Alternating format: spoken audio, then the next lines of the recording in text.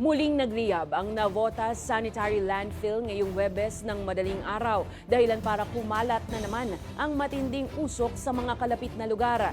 Dahil sa epekto ng usok, hindi pa rin makauwi ang ilang residente sa isang barangay sa Ubando, Bulacan. Kaya apektado na ang kanilang kabuhayan bukod pa sa kanilang kalusugan. Ang balitang A to Z ni Kim Salinas. Yes po. Mabaho, amoy rubber na sunog. Kalbaryo kung ituring na ng mga residente ng barangay Salambaw sa Ubando, Bulacan ang kanilang pinagdaraanan mula ng maglagablab ang Navotas Sanitary Landfill noong pang Biyernes, April 10. Malawak yun na, yung nasasakupan po ng usok na yun.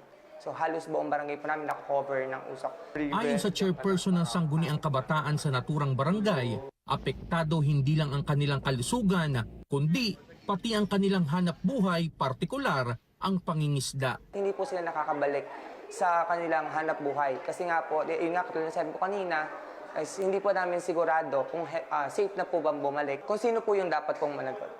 Ayun, kakasuhan po namin. Nasa higit 100 pamilya ang nananatili sa mga evacuation center. Hindi pa rin sila pinapayagang bumalik dahil may banta pa rin. Madaling araw ng Huwebes, muling nagliyab ang landfill at kasunod nito ang pagkalat na naman ng matinding usok.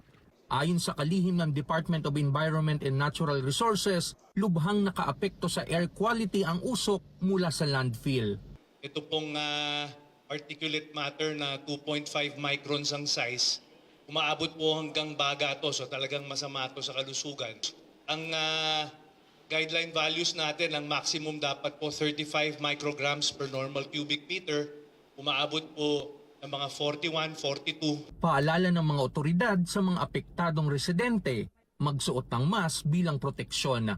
Patuloy naman ang pagsusuri ng DENR. Nagsampling na rin tayo ng water quality para lang makita natin kung meron mga nanggaling sa landfill na mga bagay katulad ng leachate na naapektuhan yung water quality.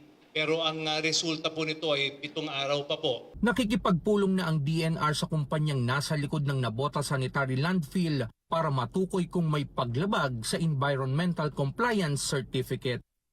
Para sa Balitang A to Z, Kim Salinas.